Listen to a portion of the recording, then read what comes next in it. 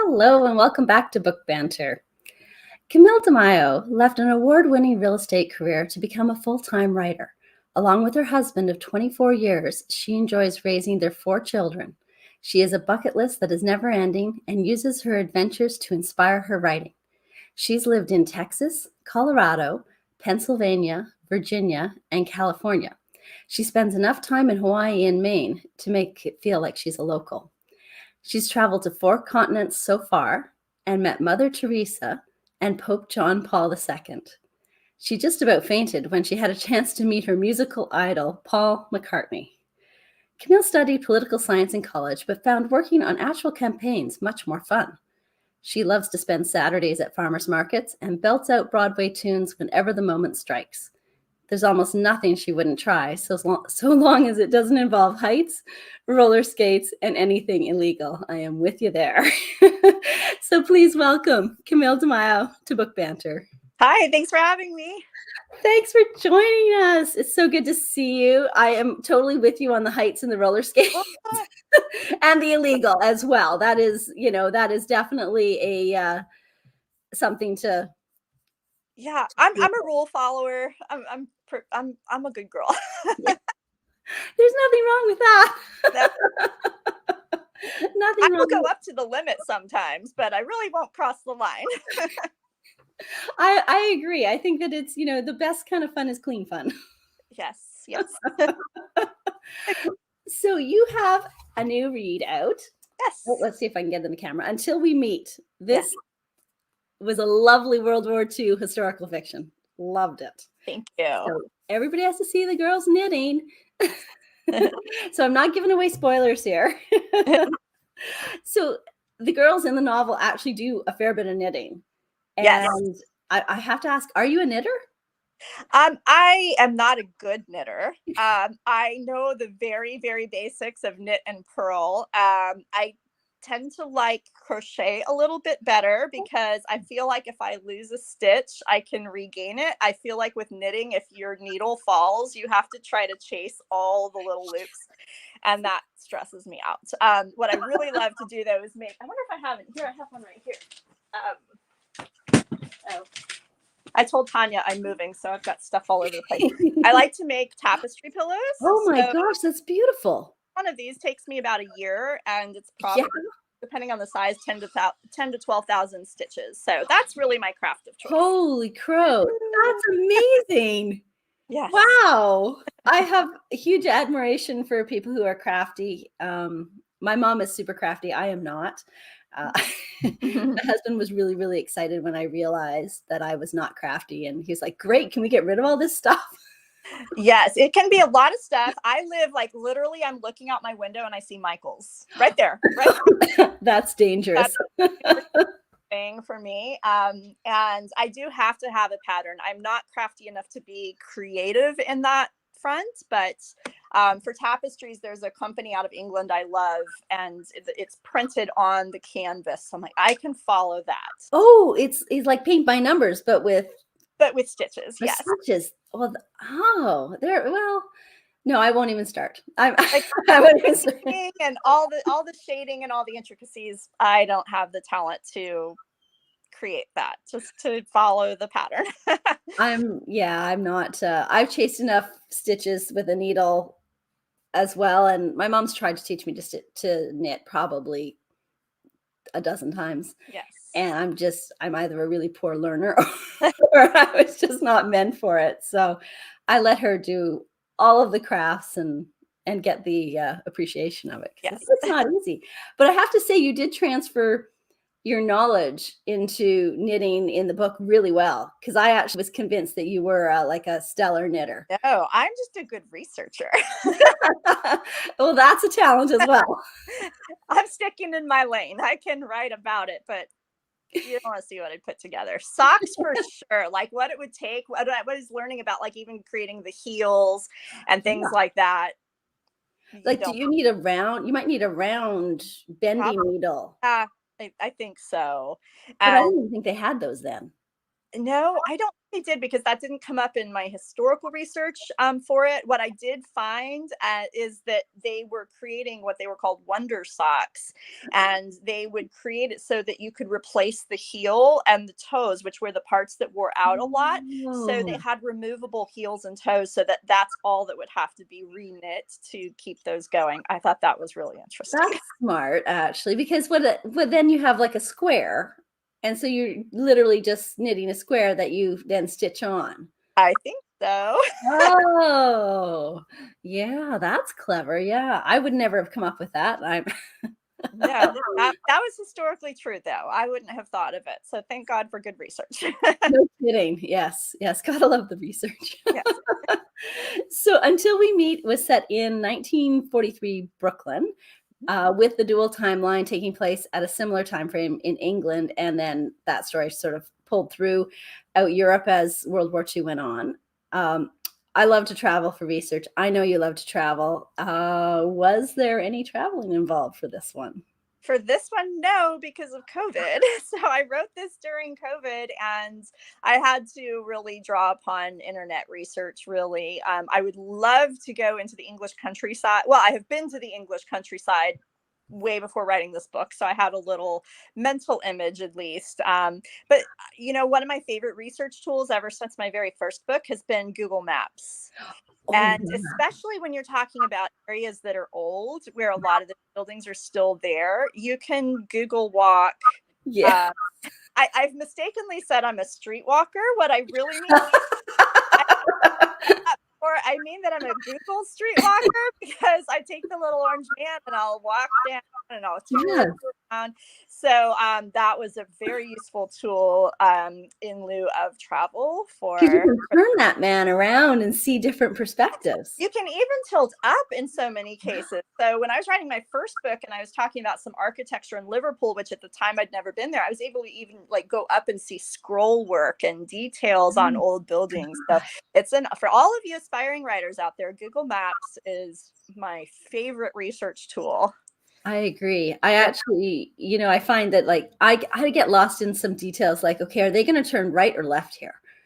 Yes, And I think I don't want that email that says you sent them the wrong direction. I know. I've gotten one of those before. I'd rather not have them again. Because it's like, well, it is fiction. That's the fallback. That's the nice thing about fiction. We try. We try. It's hard to be completely historically accurate through everything. Yes.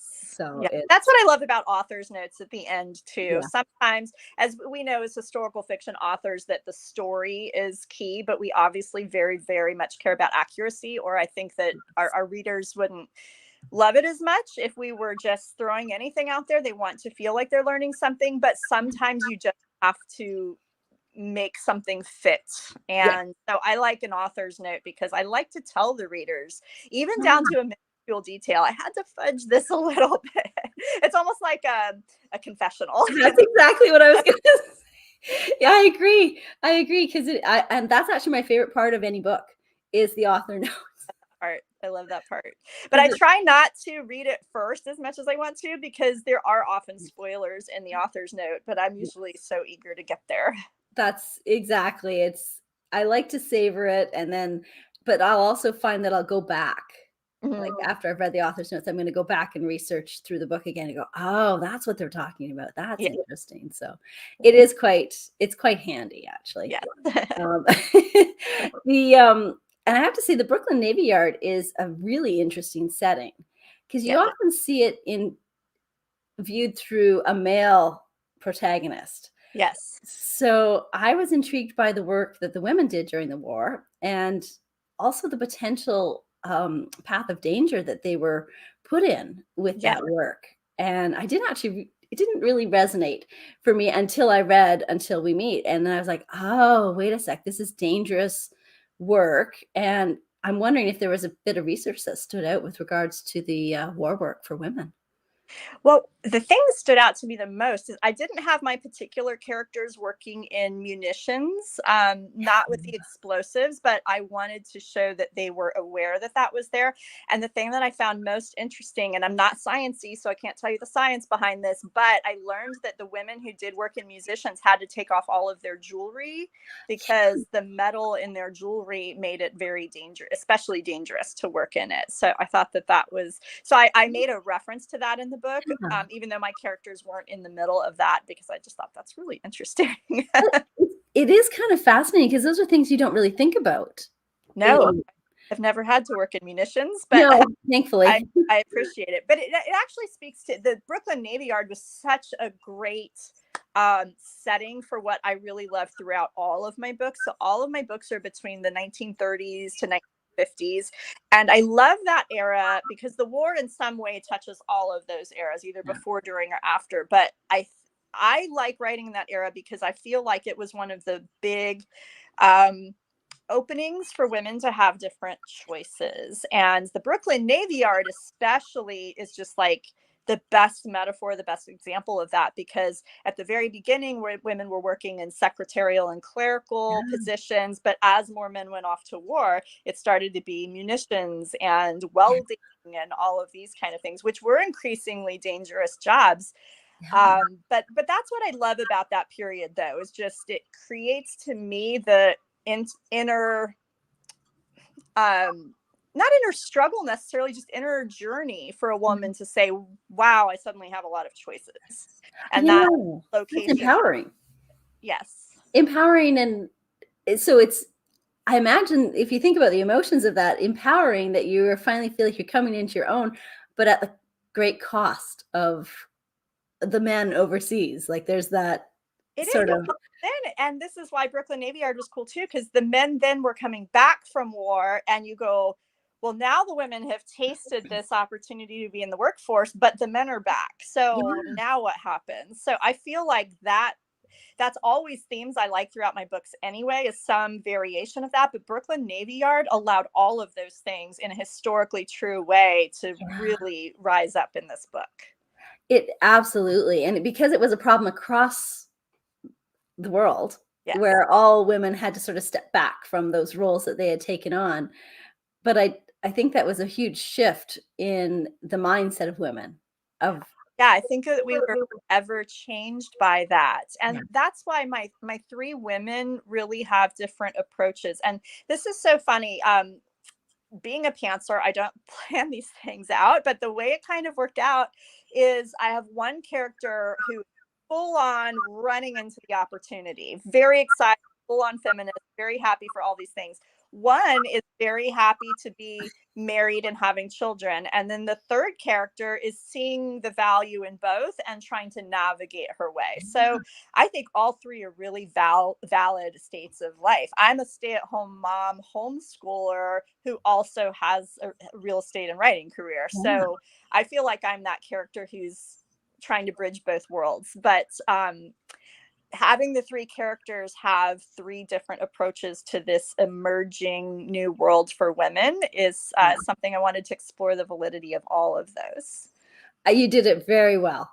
Very well. Because I was curious about how each one of them were so unique. And I think I've mentioned that later. We can jump to it where the women were so individual, and it's hard to make a large cast of characters, each one of them unique, so that the reader knows who they get the whole visual, the whole emotional backstory and everything when they see the character's name. Yes. That doesn't always hit the mark. And no. And I don't usually go there. I don't usually have six. Well, it wasn't 6 points of view, but 6 main characters really in this book. That's not my normal path, but I felt like there was an opportunity to make each of them so distinct that my hope was that they stood out and didn't get jumbled. But I know as a reader, if there's too many characters and they're not distinct, it's like spaghetti in my head. So totally. That would be the best compliment. Your cast was not spaghetti in my head. Right? I've stopped reading books where I couldn't keep the characters separate. because definitely. it's just, I'm like, I don't know who's gonna do what because I don't remember who's who. So you did an exceptional job. That in this, it was absolutely spot on. I can still Thank think you. about the characters and have a visual of Thank what you. I think they look like in my own head. So, which means they've stayed with me, which Yay. is that's always a good thing because if I read a book and I go, yeah, it was good, Hmm. but then I move on to the next one and quickly forget, then the character hasn't impacted me. And so I still every now and again I'm still thinking about these guys. So Oh, good. so that's a good thing. That, So when it comes to your research and your writing, I'm always interested in how authors approach the process. mhm. Do you set a specific amount of time for research, or what's your typical timeline and process look like? My process really, to end with a book, almost always starts with setting. I love to travel. I love description. I feel like as a writer, description comes the easiest for me, and then characters and plot are the parts I really have to work out. But description just can flow from me. So coming up with a place or a historical setting is the beginning of the process. Then if I don't already have a story nugget in mind, I will research just enough to go, oh, that's the thing I want to focus on. Right. But I don't really go a lot further in there. So just I think I'm as about as much of a pantser as you can get, where I write about at the seat of my pants. I don't even research until I need something for that. So Really? no. Wow. Excuse me. So I will get to a point where I'm at the point in my story where I go, they need to do X, Y, and Z. Then I'll go research. Okay, what would that have looked like? So I really just have the thinnest skeleton of an idea. And yet there's other people like Michelle Gable writes historical fiction, and she told me one time that for her book, The Summer I Met Jack, which was about Jack Kennedy, she read 200 books about Jack Kennedy before even starting her book. And I was like, that's not me. I'm Wow. definitely I'm somewhere in the middle. I'm so surprised that you don't like sit down and like I have like about I don't know anywhere from 2 to 6 months of research first. And no. My problem is if to me, just from my own process, that would be over researching, because I think I would find too many exciting things I would want to do. that For is a me, it would problem. be the temptation toward info dump, because I would go, I want to include that, and I want to include that, and I want to include that. Oh, that is so cool. And I have trouble when I know too much narrowing down what really makes the story right. So I just focus on the story, and I get just enough of what I need to make the story accurate. Otherwise, total info dump on my part. That's really cool. I have to say that it seems a little bit more streamlined. Like it it's it's to me it's liberating, because if I learned, you know how they say like killing our darlings and stuff, if I even learn a really cool fact that I can't put in my book, I mourn it. I yeah. really kind of mourn it. I'm like, it's so cool, and I'm not going to be able to tell people this. And if I try to force the issue, it's not going to make the story flow right. So that's my process. That's pretty cool, actually. That's unique though, and it comes across. Thank Yeah, you. it does. I mean, like if you write your grocery list and publish it, I'll probably buy it. So Oh, I do put little hearts, and if it's a grocery list for my kids, I will say, "I love you, mom." And so that see, that's kind of nice. thing than that. Oh my gosh, that's hilarious. Oh my goodness. So funny enough, early on in the novel, I actually started turning down pages. Uh-huh. And I don't normally do that because I don't want to mar a book. But I was, I'm reading in bed. So I'm like, I only have like 5 bookmarks Yeah. beside my bed, not 30. Yeah. So I started turning down the pages and it was killing me to do it. But I was like, I need to mark these points because they were so poignant. And there were these thoughtful bits of information that just captured my heart and made me like, I have to stop and I had to think about it. And those nuggets were so well woven into the story. And in doing so, you managed to create a path for the reader to follow into the hearts and minds of what those boys overseas might have been feeling and what those women on the home front might have been feeling. And I'm wondering what your secret is for doing that, because obviously it's not extensive research ahead of time to get the feel. So, what are there personal accounts in your past that you have knowledge of, or is there something else that, because it's really poignant, like, Thank you. When everybody, whenever anyone says something like that to me, points out a line that meant something, it always takes me by surprise because I rarely remember even writing that particular line. It's wow. not something I sit and ponder. I just try to get in it, and that's what comes out.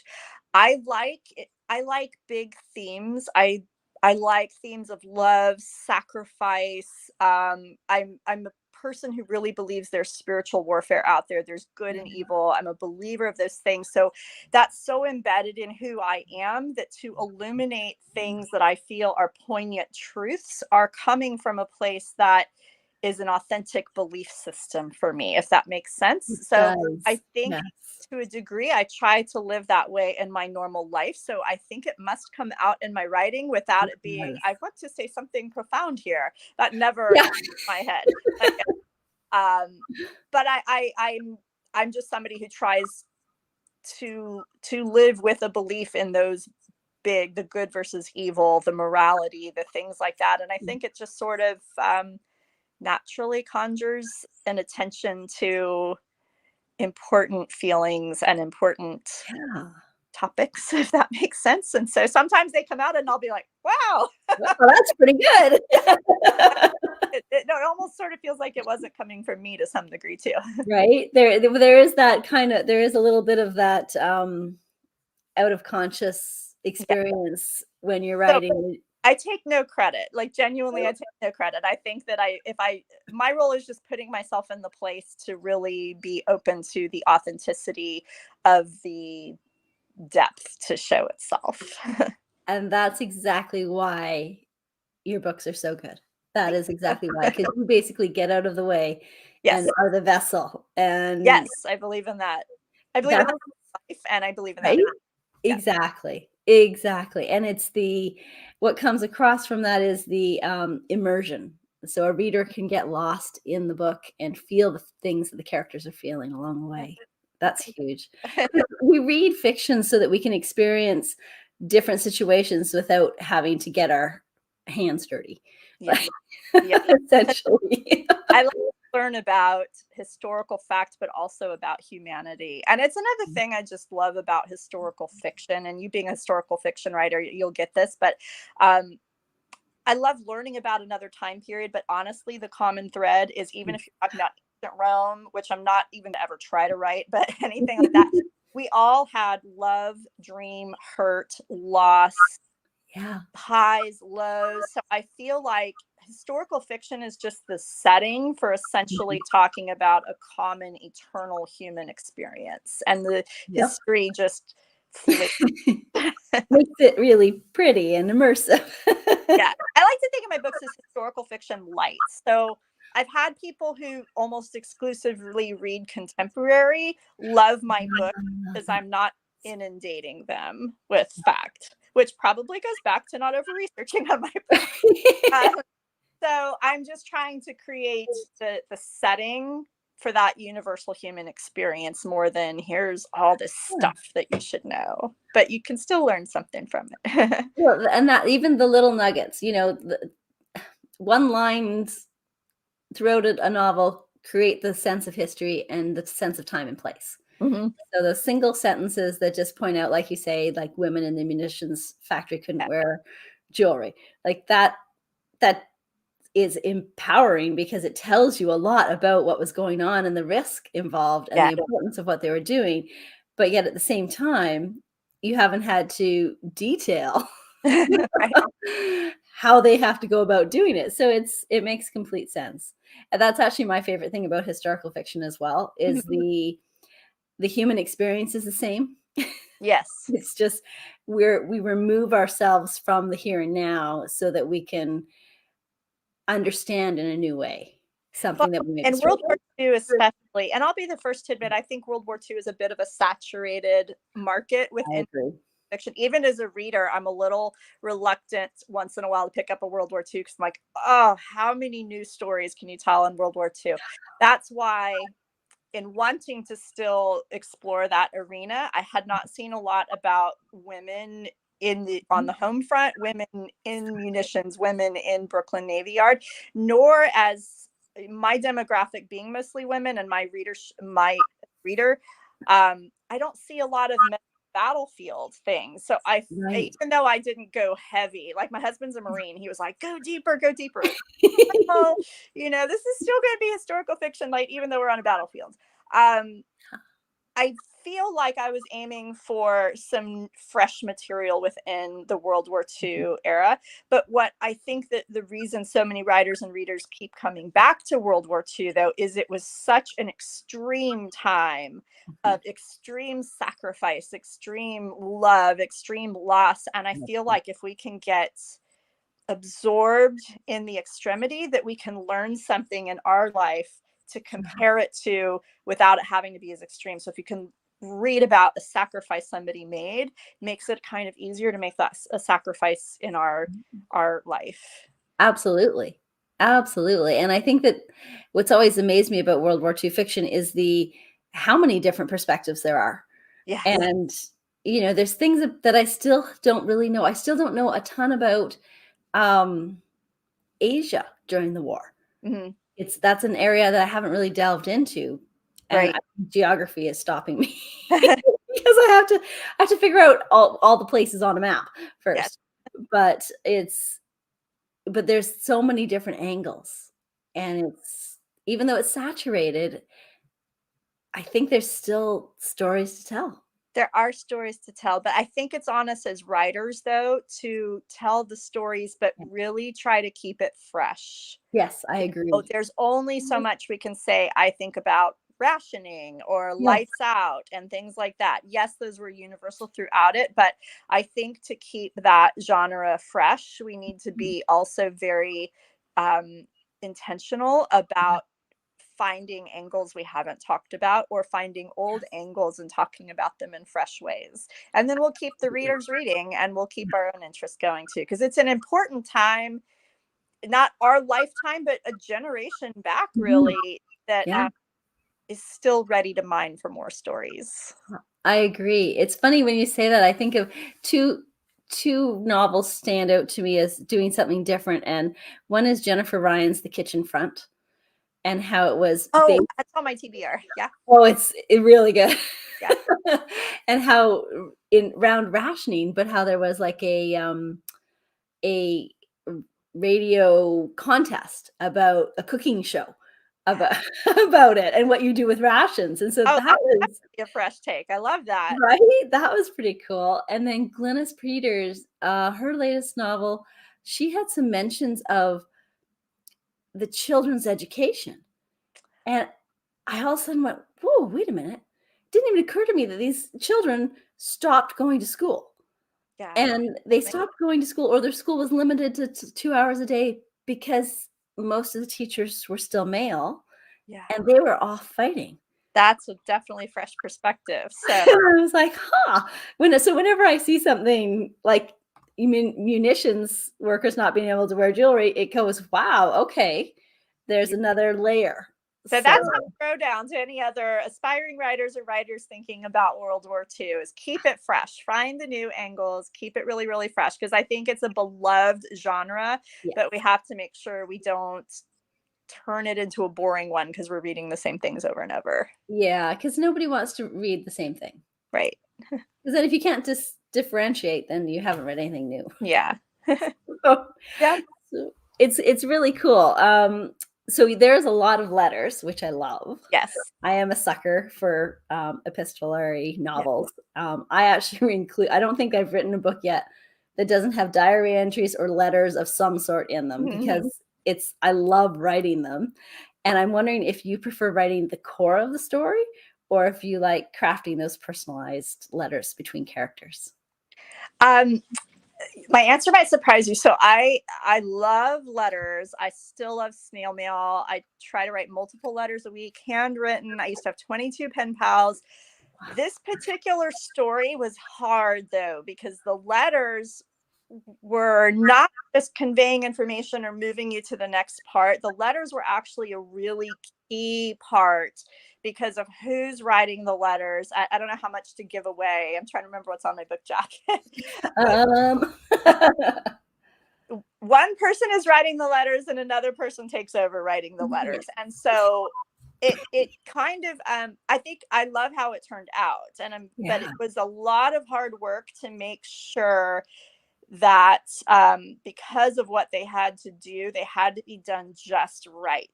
So I had to put a ton of thought into that. And that kind of took away from the enjoyment of the freedom of just writing a letter. Because my first book, The Memory of Us, that also had some letters in it. And I loved that part. It was just like your emotion gets to pour out unfettered because it's here's what I'm saying in the letter. And so even though I think the end result in Until We Meet was right, it was a lot of hard work to get there because a little more grueling. they had to do with what they had to do. The result is the same for the reader. So I will say that it's you hit the mark because I love the letters. Like I just would fall into them because there's something special about connecting with another person through letters. You can't hide. So to speak. You can't hide. You can probably hide, but you can't hide the soul of who you are. Yes. And I think that's the part that I love so much about it. So, well, and maybe it's not too much of a spoiler to say there's a little bit of a Cyrano de Bergerac angle to what my letters were doing. So if you kind of think about that, if you haven't read the book yet, but think about the Cyrano de Bergerac angle of it, they had to be somewhat restrained because it was it appeared that one person was writing the letters, and yet it also had to accomplish the goal of getting intimate in the letters. So it had to be, that's maybe the way to say it. They had to be restrained and intimate all at the same time. That's a huge task. Hard. Yeah, that is. It's kind of like having that, like two people in your head arguing over which one are you going to. Yeah. So I love it. I'm such a letter writer. The Memory of Us, I went to town so much on the letters that my agent was like, you need to dial that back on the first book. So it's completely a medium that I love. But this was hard work. I bet.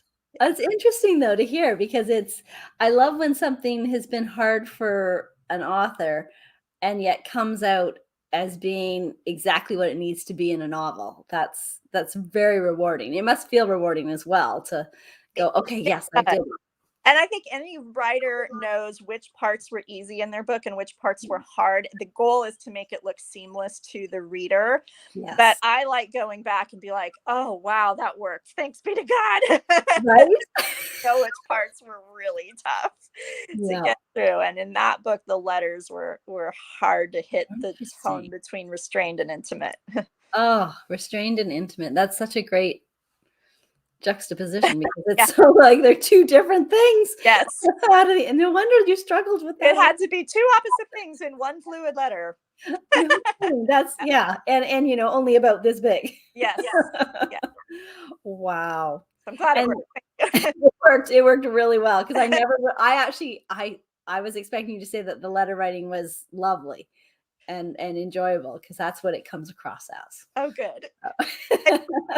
Of ballerinas. I think about this as a writer all the time. It's a picture on memes and stuff of a ballerina's feet, and one is in the shoe completely. The other one, the shoe is off, and you just see how battered her toes are, and there's band-aids all over it. So you see her 2 feet, and the beautiful side is what the audience sees. But you take the shoe off, and you realize how much pain and struggle it is. And I think about that. Anything I even witness as an observer that like ice dancing in the Olympics are like, wow. And that looks so easy for them. And it's not. And there's a lot of hard falls to get there. The goal is if you can make it look effortless, but you know that you were battered with it. Yes. And that, that's a win-win because you've grown as a creator and the reader gets to experience the beautiful end product. So that's a good thing. I think every book you write makes you stronger. It makes you. Absolutely. Oh my gosh. If I could just dissect each one I've written and talk about what I learned. Right. conversation. Yes. Yeah, the one that keeps coming back to me is just trust your gut. Yes. Yeah, I think I've finally gotten it. Of course, now that I've said it out loud, next time around I won't have. Well, and that's the beauty of like beta readers and editors and things like that. I could not imagine writing a book without having an editor involved. Even like Really? out a couple weeks ago, I came out with my first novella. Yes. And this was part of a self-published series with several other authors, but was my first foray into self-publishing. Still got an editor. Yeah, me too. Always. You must have another person making sure that even the trust your gut worked. Yes. Or that they can call you out and say you didn't trust your gut on this. And how do they know is what I'd like to know. Good ones know. I don't know what the secret sauce is, but I know that I will hire them to tell me and be brutal if you need to. I am always amazed. I'll be like, I literally had that written down and decided not to include it. How did you know it's missing? Like, it's its own art form. I mean, seriously, working with a good editor, I honestly believe their name should be on the front cover with you. right? Not because they wrote anything, but because they pushed you Yeah, into totally. something even deeper than you were able to come with on your own. And that's usually the spot where readers, when they're like, oh, I loved that, I can go back and go, oh, my editor should have pushed me to get there. Isn't that it? Because So, it's a thing that don't necessarily want to explore ourselves. They're like, well, that's hard. Like emotionally hard. So I'm not sure I want to dive into that. And then, they find it and they go, yeah, you were going somewhere else with this and you didn't go there. And I'm like, yes, wow. it's a humbling experience. I genuinely believe you cannot go into this without being humble. And if you do, you're going to be humbled. So you better be ready for it. It's easier to go in humbled. Save yourself some trouble. It's so true. So true. And I love the fact that if you have a good editor, they're on the side of the story. Yes. And that's where they should be, is batting for the story. And, and I think authors, we need to, know that is their job. And then we need to just step aside. Friends, most of your friends are going to say, that was so good. Good job. You wrote a book. Yes. Like that might help my pride a little bit, but pride is actually the opposite of what I need here. So for all you aspiring writers, again, there you go. You want to have the humility to, whether it's hiring an editor or seek out friends or fellow writers who will be honest with you. Yeah. Because there's not one book ever that's a first draft, I think, that was ready to go.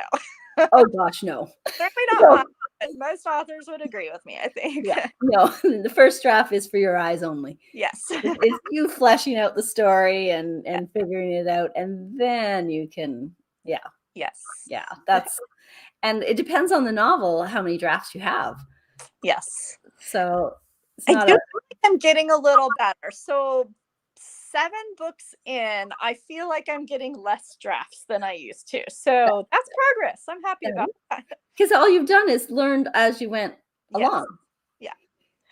I have a document on my computer that is basically everything my editor ever said. and I make notes. And so before I send her anything, I go through that document and apply it to whatever I'm about to send her to make sure I have hit all those things so that she doesn't have to reteach me something that I should have already learned. Yes. I have my editors. So I've had the same editor on 4 books. And I already have her scheduled at the end of May for my next book, because I don't want to write a book without her insight. But the one that got drilled into me the first time that I worked with her was, but what is she feeling? And that was so big for me because I'm actually a very logical person. Not that I'm an unfeeling person or not, but I'm that person in a room where if something's going wrong, I'm going to start figuring out, okay, what do we need to do? I'm not going to be the one to sit necessarily and hold your hand and mourn with you. That's not the natural part. And there's people gifted at doing that, but people also need to be like me who are like, okay, what do we need to do to take care of that? I agree. But that's not very fun in fiction, you know. You No. don't want that. I found that when I wrote that book, which has some deeply emotional moments and scenes, that she was constantly going, but what is she feeling? Oh, And, not just what she's interesting. doing. I'm really good at talking about what she's doing. I talk about what she's feeling. And there were so many of those comments in that book that it just completely trained me. And now I think I can say, and all the way now and until we meet these many books later, I'm barely having to think about that anymore. Now But it's ingrained. Yeah. now it's a little more, it's natural to me to think about their feelings too. But that was a tremendous journey. So when people tell me that the characters evoked emotion in them, I Yes. can't even tell you how much work I had to put into making that authentic. That's phenomenal, actually, because it is that you do connect. That's one of the reasons why you're like, when every time you have a new book out, I go get it, because I know there's going to be insight and emotional connection with the character, and I'm going to learn something every single time. Yeah. So I Well, the think reading is fun and easy, and the description is fun and easy. The plot and the emotionalism is a lot of hard work. That's my ballerina side with all the bandages. yeah. Wow. Well, and speaking of that, there are actually a lot of hard-hitting emotional bits in Until We Meet. Mhm. Um, Now, readers of World War II historical fiction will come ready with their tissues in hand. But it was what I found. I had a hard time actually separating it from today's events, world events. And it was especially profound where there's a climate of war raging in Eastern Europe. And those same thoughts and emotions are being brought to the surface in our day. Yeah. And there's this one line that stood out to me. And it's how could one greedy man cast the world into such a horror? His heart, already clenched in fear, tightened even further at the tragedy unfolding. Humanity hijacked. Mhm. It was that humanity hijacked Yeah. that got me. And I was like, oh my gosh, that is exactly where we are. Yeah. And I thought, how does one person make such a negative impact on millions of lives? And my guess is that you had no idea that No, it would I resonate wrote so it much. during COVID, so yeah. Different kind of hijack. I was not thinking, well, that was humanity hijacked in many ways. It was not focused on the one person the way that what we're currently facing today is doing in the headlines. But that really brings me back around to what I said, is that I do believe in good versus evil. And sometimes there's moments through history, you know, where we're seeing, like with Putin right now or Hitler in this book, where it is really concentrated on one person kind of rising to that. But we all have to kind of look at in that good versus evil. I think we have to look at our daily lives too, Yeah. and we have to think about, how am I contributing to a culture of good and humanity, and am I creating in my family an environment where I'm allowing my kids to be who they were created to be, or am I dictating what I want them to be? And I'm not putting that on the same stage as a Putin or something, but it's like it almost becomes a nugget Mm-hmm. where that one's really, really amplified, which is, you do what I say, Yeah. or it's, I believe you were created for a path of your own, and I want to support Yes. how that is. So I look at that big stage stuff, but even in our own family, I feel like we can hijack even our children Yeah. or our siblings or our parents if we try to start fitting them into what we want them to be and what we want for our own purposes. Absolutely. Because I don't think there's a person walking this earth that doesn't have some sort of agenda. And it Yeah, may not be ill intent. right. It might just be out of convenience, where it's going to be easier for me if you do this. Yes. And if it, So, you see how, if we create a culture of that, you do it my way, you say yeah. my way of thinking, we're actually kind of supporting one especially evil person in to come and flourish then. And so humanity hijacked was one of those things where it just flowed out of me just naturally. I didn't sit and think about that phrase, but I do feel like it's something that, because of my belief in good and evil and that the small things mattering, I Yeah, see in small and big ways, we have to make sure that we're not hijacking an individual the way that they were created. absolutely. And it is those small things that matter. Yes. It's, by the time it's a big thing, it's Mhm. too late. Yeah. Yeah. So, People, they don't, the evil, the Hitlers of the world, they don't drop from the sky. no, They are, they, shaped. they emerge from culture in the most extreme way, but Yeah. they do. So, you know, It's fascinating, isn't it? Like, it's fascinating and devastating and horrible all at the same time. And I guess I just never thought that I thought we learned. I thought we learned that we would never be back in this situation again. And that's unsettling. yeah. Although my son has a like a plaque on his in his room that says, "If history repeats itself, I'm so getting a dinosaur." I like, I like that. And I'll say this is not a political thing because it's across the board, but we are in a culture I don't think anybody really deny. We're really in a cancel culture right now. Both sides, all sides do it. And then you sit, it's a little, you just wonder how did a dictator emerge? Yeah, Essentially, it's the culture we've created, which is I'm that canceling allowed it. out because you said something I don't like, versus let me sit and have coffee with you. Let me understand your perspective. How can I learn? In fact, I just saw this thing on Instagram called the Human Library, and apparently it's in Oh, 85 countries, and it yes. started in Denmark. It's Yeah. interesting. So they have these setups where there will be a whole board of somebody, whatever label you might want to put on somebody, and Yeah. you go and you just get a chance to sit and talk with that person and ask them questions. And I was like, I that's love that. amazing. It's like, That is the answer. The sitting and talking exactly. to people and having the conversations and having the humility, as we get back to that Yeah, word. Let me understand your experience. How can I know you? That is the stuff on the micro level, I think, that means we won't repeat ourselves with these absolutely. haters. So that's what we, Absolutely. because it's easy to sit there and go, I'm helpless. What could I do against Putin right now? Right? But what can I do in my home? What can I do in my Yeah, community that that's does? what you have to do.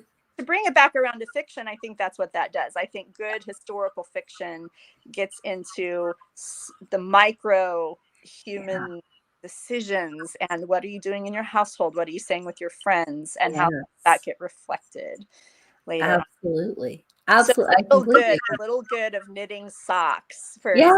example, is putting good into the world. That's how you defeat those people in the microwaves like that. That's exactly it. And that's exactly it. And I saw that post. I think I saw your post. I've seen it before too, the human library, and I love that because Yes. I think that that's how you break down barriers. Because Yes. once you find something you have in common with somebody, Yes. all the other things fall away. And I genuinely believe that's how we stop repeating history, is Yeah. we have to, say change begins with yourself. That's not just a poster thing. That's Yeah. really, how am I choosing to embrace somebody rather than cancel them? How am I Yeah. choosing ability to learn rather than say my way is best? So I think Absolutely. that's how we do that. And Yep. I agree. so I that's why agree. my books tend to have these, even though I don't out, it tends to have those kind of things in it because I just believe that. I like that though, because there's an undercurrent. Yes.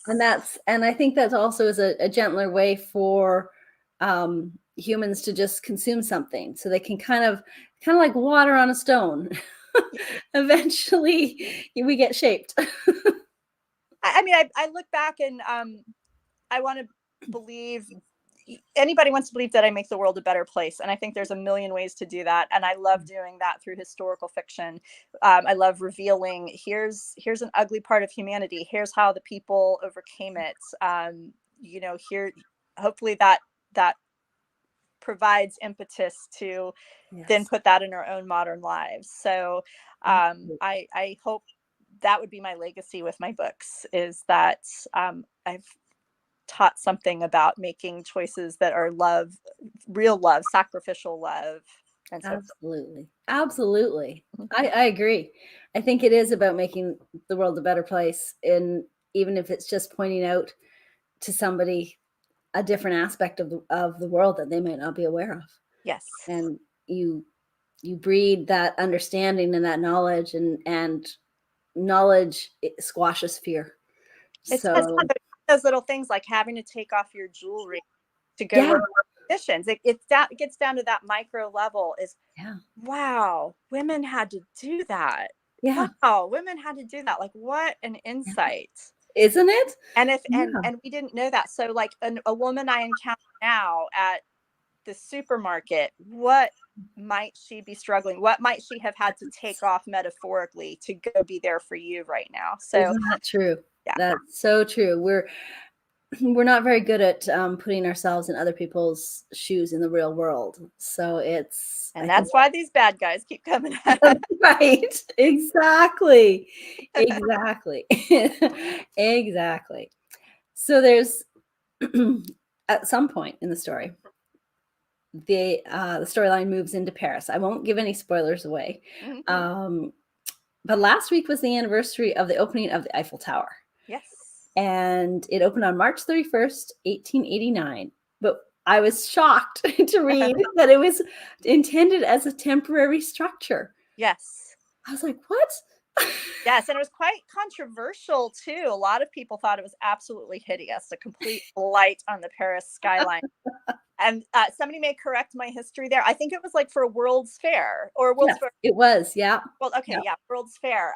So it was intended to be there for World's Fair, but not to be permanent. And even for that, it was pretty controversial. And now it's so iconic. It's like that's what we think of when we think of Paris is the Eiffel Tower. And I was like, no way they would spend that much time and money for a temporary structure. And so that's why I was like, wow, that was a really good bit of historical tidbit. I think that was kind of common for those World's Fairs, hemispheres, and things like that. There were a lot of structures for those that were intended to be temporary. So I think, like in San Francisco, the Palace of the Fine Arts Mhm. that's there, I believe it. I don't remember which kind of fair it was, but it was one of those things. I believe that was intended to be intentional. And in San Antonio, the Hemisphere Tower that's there, I believe that was supposed to be temporary. Um, so yeah, I think there were going to be so many people coming to these Yeah. things that it was worth the money to do that. It was kind of a show off thing, Yeah. but many were not intended. But I think as they happened, then they became kind of iconic, and they kept them in so many They cases. do. They do. We had Expo 86 here in Vancouver. And it was similar in that, like, we see like all the benches that were all over the fair, the events and everything. We've got them at White Rock Beach. They stood the test of time, Yeah. and they still, I think, the same color. And things like that. But I guess, and we have Science World now, which was a real center point for Expo and that. But I never ever heard or thought of anybody saying it would be temporary. So that's why I was stunned by Yeah, that one. I was like, wow, it's a lot of work. because that's a pretty cool place. Right? Yes, Like I can't imagine Paris without the Eiffel Tower. I know. So that's pretty cool. And one of the other incredibly believable aspects of Until We Meet is the trajectory of the 101st Airborne. Yes. It felt really real to me. It felt logical. It felt like that's really where they went. So is that actually true, or did you fictionalize that? Those were all quite true. Yes. Okay. For anything that had that kind of historical gravity or significance, I would not have wanted to sway from that. Everything that the airborne had to go through was brutal enough that you don't have to fictionalize it. I actually had to rein it in, to be honest. And that's where I go back to saying my husband's a Marine. He actually helped me with the reality of a lot of those. And he was ready. He was feeding me information. Like, no, we're not going that deep. I It still have went deep. mostly female audience who is going to want to get the gist more than Yeah. there were gritty moments. I'm not going to, gloss over that. You have to be real about it. But I could have gotten a whole lot more real than I did. Isn't that amazing? But yes, and it just kept getting worse and worse and worse for them. So those were all true. Interesting. Okay. That's good to know because it felt real. It felt very real. And I thought, okay, how much is like, because I would have to go and research myself in order to find out, Yeah. where they traveled, and like they were involved in a ton of major events, and They really were, and I'll say there were a whole lot, like, there was a lot of frostbite that happened, there were a lot of, like, losing limbs and toes and things like that, and there I did not go very deep into how brutal that really was. That was actually the hardest part other than the letters and having to, like, get the right tone with the letters. Getting the right tone where I showed the ugliness of the battlefield without making it all consuming to almost be a turnoff to the tone of the book. Trying to hit that middle mark was it's a hard place. full effort.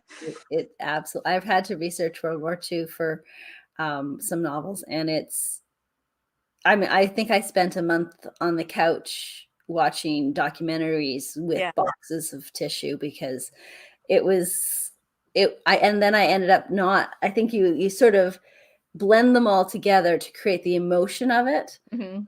instead of the, like you say, the specifics. Yes. So, if I were writing nonfiction about Yeah, any one of those battles, I would obviously take a really different route with it. for sure. But, my books are not hard reads. And, No, no. if I'm going to stick with my historical fiction light kind of brand, if we want to call it that, I can't get overly gritty in my battle No, scene. it'd be So, hard to, right? yeah. Yeah. And Yeah. yet, I mean, we've both read a lot of World War II fiction. Not a lot of it actually involves battle scenes No. in the No. genres that, or most of the readers we probably read. So that's where I was taking what I thought was a fresh take in this space without, Definitely. bringing it to Stephen Ambrose level or something. Yeah. Yeah, it's palatable. Yes, that's Not good. comfortable, Yeah. but palatable. Yes. So it's a good mix. I mean, because it's impossible to ignore that those battles and those realities didn't happen because they Yeah. did. That was And just part anybody of who it. wants to go learn more can go watch Band of Brothers or any number Yeah, of documentaries. And I love that. That's always a big compliment for my books if somebody says, "Wow, that made me want to learn more." Because yeah, I give highlights. I introduce in my books, but there's 50,000 more resources you could go if you really want to get deep. But if all I did was spark an interest, that's what I want to do. absolutely. And I think that's a good place to be. Yeah. It's because the person has to be invested themselves to want to. Yes. So nobody wants something crammed down their throat. So that's a good thing. So let's talk about characters. Okay. So if you had to choose, 'cause you had six main characters, if you Mhm. had to choose a favorite female character and a favorite male character, which one would they be and why? Ooh, okay. Female That's one hard. for me. So, my favorite female character is Margaret. And so, like I said earlier on, we have the one who's the she's a full in feminist into this new opportunities for women. We have the one, I want to stay home and get married and have my babies. Margaret's the one in the middle. So, like I said, I'm a stay at home mom. I have 4 kids. Well, 2 are grown and flown, but I've homeschooled for 19 years. So I'm all in on that stay at home mom bit. I love it. And yet, I believe as women, we are way more faceted than just being wife and mom. And that is not at all to demean those, because clearly I live out believing those are very important vocational roles.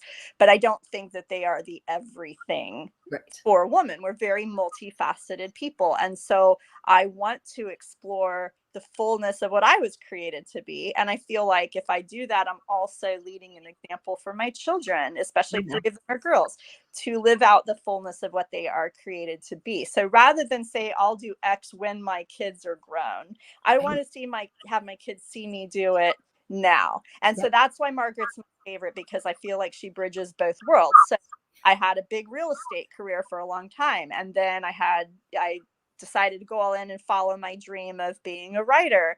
And I've done both of those things 100, go in 100% and do it, Yeah. while still being a stay-at-home mom. Did I do all of it perfectly? Absolutely not. I could point to many times I went too far in one direction, but the aim to constantly balance is always there. And I have great relationships with all. Oh, To believe I had some success with that. So yeah. favorite, that's favorite female. favorite male, I think, would be Tom. So he's kind of Margaret's counterpart in this book. And I think it's because he goes through probably the most growth of all the men. He has the biggest journey. He comes from a small peach farm in Virginia, which was inspired, by the way, by a peach farm that's about 30 minutes from me. Oh, And so nice. he grew up there, pretty small life. And then suddenly, he has gone to college, but then he's in the war, and then he's discovering love, and he's discovering friendship, and he's discovering encountering people who are different from him that he's never met in rural Virginia. And how does he navigate that? And how does he stand up in battle to things he's never seen? So Tom has an incredible arc in his journey. Okay. And that makes him my favorite because sometimes he failed and sometimes he succeeded. And I think he kind of represents the span of the human experience in the book. Yeah, he does. He definitely does. And I think that all the male characters were so lovely. They were just lovely humans. And I can't hear you. Can you hear me? Oh, I can hear you. I can't hear you. Uh-oh. Good thing we're almost wrapping up. You can't hear me? No? Oh, I don't hear you at all. Okay, we'll wrap it up. So thank you for joining us. It was great to have you. And everybody should go out and grab a copy of Until We Meet. You're going to love it. Brooklyn Navy Yard. Really cool. So thank you so much, everybody. Have a great weekend, and we'll see you soon. All right. Thank you for having me, Tanya. Thank you, everybody. Bye. Oh, now I have to do this.